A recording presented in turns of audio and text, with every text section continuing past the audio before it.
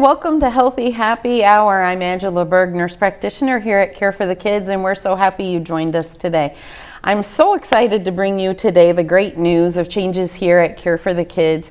Again, making those big changes to improve care for kids in this community right here in Southern Nevada, but even available to Northern Nevada. We have rheumatology rejoining this practice with the wonderful talent of Dr. Joshi joining us, coming from Arkansas, and we are setting up, and he's here in town. He's here with us today so that we can actually talk about introducing you, but talk about how people don't think about rheumatology being anything that kids don't get arthritis. And so I'd like to just open it up to you to talk a little bit about rheumatology with kids as a practice. Sure. Yeah, I mean, I completely agree with you that most people, when they think of rheumatic diseases, think about people who are in old age and have gotten rheumatoid arthritis, and many people won't connect rheumatic diseases with childhood, but in fact these are not as prevalent as some of the other types of disorders in children, but prevalent enough to support a separate pediatric subspecialty. People who are academically inclined might enjoy knowing this fact that it is the pediatrics' newest subspecialty. Oh, and that's good to know. I didn't even know that. Yes, and it, the structure around pediatric rheumatology, the research and national level organizations are as new as 1970s or 80s, in fact. So it's very nice. Yeah, and especially with the advent of biologics, I think we have seen a sea change in the management and the clinical outcomes of children who have rheumatologic diseases, and I'm happy to be here. We are so lucky to have you here. We are thrilled that you're here. That makes me think about times where I am of the old enough generation, which everyone knows, that oftentimes kids were left in wheelchairs, and I think oftentimes those were potentially reasons why we need rheumatology attention on children now. Is often we see disability, and you'll hear adults say instead of it being that it used to be polio, it was that they had arthritis as a child and now their knee never worked the same again. Will you kind of talk about how this as a specialty has made a difference? Because I know we don't see those children getting those permanent disabilities from rheumatic diseases anymore. Absolutely. I think that's a great question, and a little bit of historic importance as well. There were times when we did not have the kind of medications that we have right now, and I have heard from some of my senior mentors that we used to use gold, in fact, as a therapeutic option for children with rheumatic diseases in the old days. But there were three major breakthroughs if you look at the history of pediatric or adult, for that matter, rheumatology in general. Discovery of glucocorticoids was a major breakthrough, which very shortly was followed by methotrexate being used as a disease-modifying anti-rheumatic medication, and more recently, and perhaps of the what could be called as the biggest breakthrough is biologics. Got it. And these three different tiers of medications, which we still use in current pediatric rheumatology clinical practice, have been the mainstays of treatment that have led to kids being in wheelchair because they have uncontrolled arthritis, a thing of the past. And in today's day and age, if we are able to diagnose juvenile idiopathic arthritis early on, and we are able to jump upon the disease and treat it right away, there is no reason why any child should develop deformities or contractures or have the need of a wheelchair or develop any type of disability for that matter. Right, right. I think back to my junior high days of being an athlete playing softball and basketball, and I think one of the downfalls for me was starting to really have knee problems as a kid. And in that day and age, again, long enough ago, that their response was stop doing it, stop playing. So then I stopped being athletic, and then obesity, which we know is another thing near and dear to my heart for us to avoid for kids, became an issue because all of a sudden my very active life stopped. I know that as I'm working in rheumatology with you and had worked with that CHLA team quite a bit, we really do live by that body in motion stays in motion. Will you talk a little bit about the importance of that because we have these things, it's important to keep moving? Absolutely, and there is actually evidence to show that children who have juvenile idiopathic arthritis, even when it is well controlled, are not as mobile as their healthier counterparts. So there must be something about the overarching message that we are giving the families. Many families and patients have this misconstrued idea that physical activity will make my arthritis worse, and that is actually not the case. In fact, if you're not mobile and non-weight bearing, if you're not really using your bones and muscles, you are more prone to getting osteopenia. So it's counterintuitive, and what we really would like to advise all the children who have arthritis is that they just need to be careful when they are doing something with the range of motion of the joint, but that should not limit their ability to participate in sports or be active like any other healthy child in their age group. And many a times we see that the school nurses or the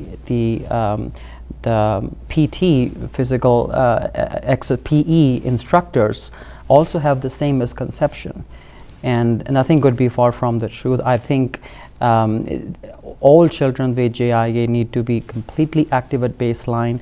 In fact, when we give a formal recommendation to the school on what exactly they need to do, it's usually what's called as self-regulation of physical activity. Right. Which means that on a day when I'm in a lot of pain, I have the ability to not participate. But when I'm feeling fine and I'm not in too much pain, I should be able to participate in physical activities to the extent that I want to.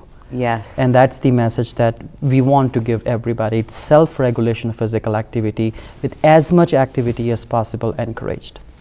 And a good point with that is part of that childhood obesity issue for me is that we have these kids doing so much video games and not wanting to be active. And so I think it probably is important that you say, your body will do better with activity and not sitting still. I again just stick with that. A body in motion stays in motion. A body at rest will stay at rest and be stuck. So how do you feel like has been your best approaches maybe to kids to understand how just because you have arthritis, that's not your ticket to extra hours of gaming per day versus being physically active? Yeah, that is sort of a global issue at this point in time, just because we are not as physically active as a culture as we used to be. My advice is always to start small, because when you are stuck in a pattern, especially video games, it might be hard to break that pattern and get started with outdoorsy stuff or physical activities. So we want to identify with one activity that we really enjoy doing, that gets our heart rate up and respiratory rate up. I mean, that would be the definition of aerobic exercise. Nice. And I typically ask the child or the family about what their preference would be if they were to pick that one activity. For many people it is to dance, for others it's swimming, some people like hiking, going to the gym, it could be anything. But I think if we give the power of choice, and this is where medicine overall is going, joint decision making, shared decision making, I think it is met with more success. And starting small, I mean, ideally one should be exercising 30 minutes 5 days a week, but that is not an easy target to meet. Right. So even if starting with 5 minutes on the bike, or taking my dog out for a walk, or going on a weekend to the community pool and just doing a few laps, starting small and then sticking with the routine, I think are the ways to go. But I completely agree with you that pediatric obesity is definitely the elephant in the room, and it is a very pro-inflammatory condition. Many people don't know about that, and you know, we typically might find elevated markers of inflammation while doing blood work for other reasons, and it shows up in the blood of how inflamed you are just because you are carrying extra weight, and that can affect your liver. So non-alcoholic fatty liver disease is a very prevalent finding that we see in incidental lab draws. And then it has the danger of encroaching onto other parts of your body, which become more relevant as you become an adult, which is cardiovascular. So which falls under the big umbrella of what's called as metabolic syndrome. And we don't, you know, if one is obese as a child, they are much more likely to be obese as an adult as compared to the general population. And then one thing leads to the other, and then we fall into this picture of what's called as metabolic syndrome, with hypertension and fatty liver disease and high risk of atherosclerosis and so on and so forth. So if we are able to have an early intervention and prevent the cascade from evolving further, I think it would be in our best interest. Okay. Thank you so much. I am going to hit you up for doing more on this metabolic syndrome and inflammation in another segment, and appreciate so much that you're here, that I'm going to be able to learn with you, work with you, and thanks so much for tuning in with us. Don't go anywhere. We'll be right back with a segment with Pam, our nutrition extraordinaire partner, and stay right where you are. We'll be right back.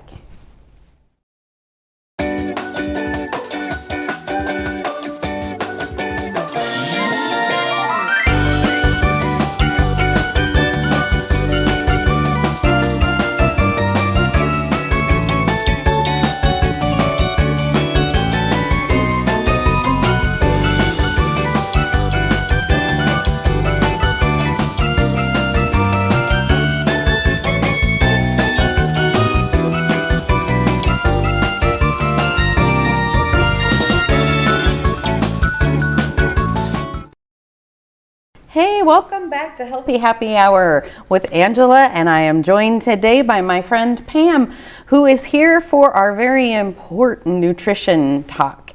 And so this month we thought, if we're at the beginning of the year, we're just into February, so it's time for a lot of us to be easily giving up our goals and resolutions that we made. So I thought it was perfect timing to have you here, Pam, talking about your New Year's resolutions and how to keep healthy goals. Yeah, I think it's really important to keep motivated throughout the year.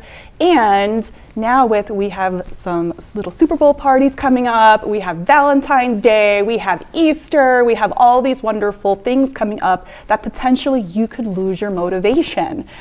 So I'm here to kind of talk about, hey, let's kind of stay on track. Let's not lose what you've already achieved so much in the last 3 weeks. Great, great. Lord knows I could lose my motivation. You put some of those chicken wings and ranch in front of me. So talk about some of the tips that you and I, before the segment started, we chatted a little bit and tossed around ideas that I think are easy for some people and not so easy for others. Talk about some of the things you recommend for easy tips to prepare yourself. So one of the things is people get so excited about what they're going to eat at their party. So I think that really preparing, and they're scared to lose all their ambition of eating nutritiously that they've been doing for the last 3 weeks. So, if you really think about, okay, I'm going to a party tonight, let me game plan. And I think no pun intended, but you should game plan for the big game.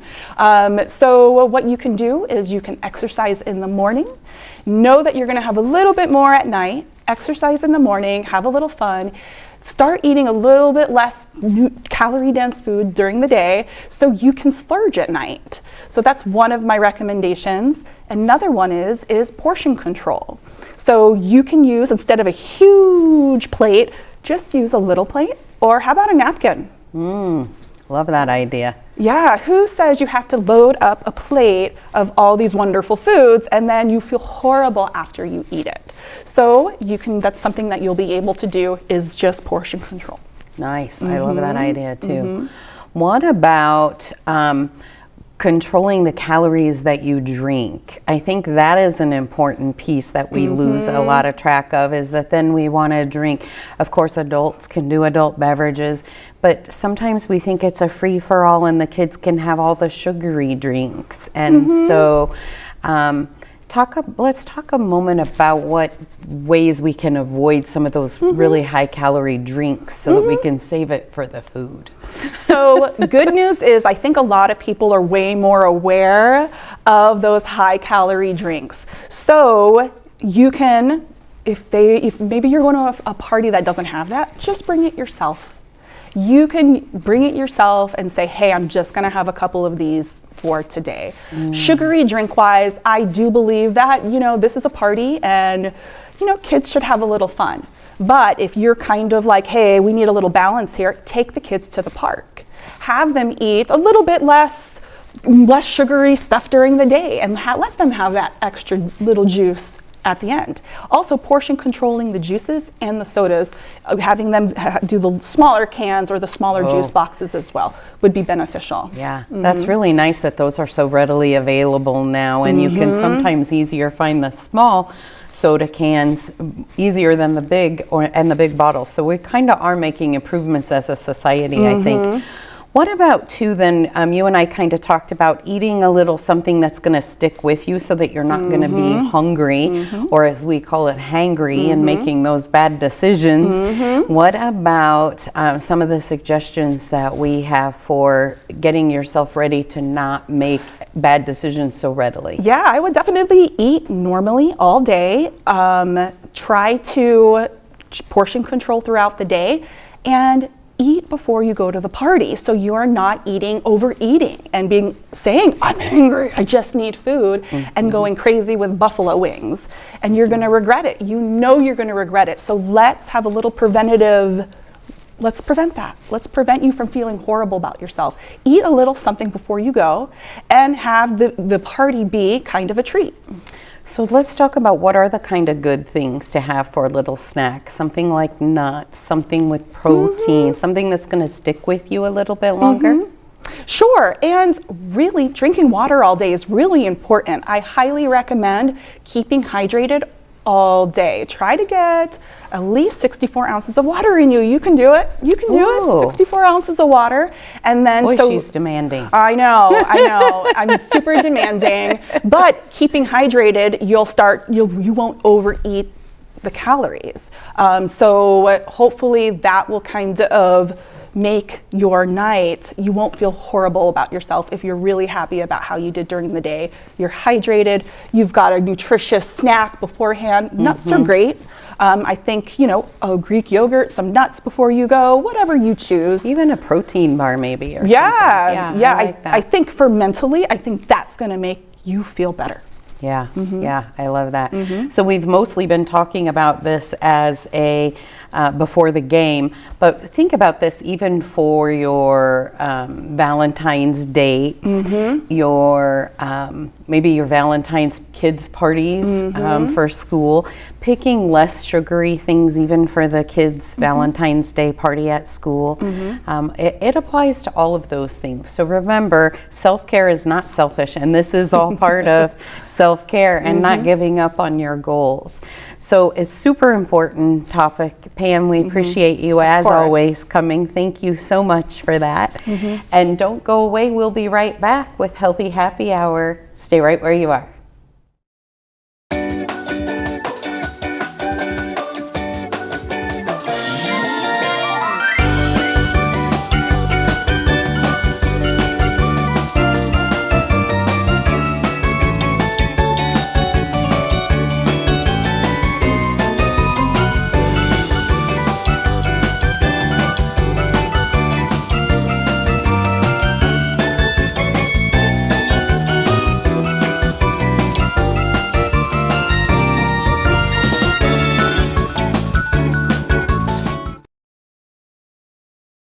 Hi, thanks for sticking with us. And what an action-packed day we had today.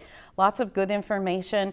Welcome to Dr. Joshi, and it's exciting that Cure for the Kids has this level of expertise and amazing care available for our Nevada kids. Thanks to Dr. Joshi for sharing his time with us today and telling us about the rheumatology service. And then what an awesome amount of information we got with Pam and that nutrition. Let's all be healthy during this beginning of party season and when we're starting to want to walk away from our New Year's goals. Don't lose hope. Keep faith in yourself. We know you can do it.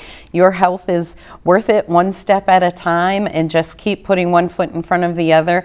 Falls are going to happen, and we just get up, dust off, and do it again. But making healthy choices for ourselves is worth it. We're worth it. So thanks again for joining us. I'm Angela Berg, nurse practitioner from Cure for the Kids. We look forward to seeing you next month for Healthy Happy Hour, and thanks for being with us.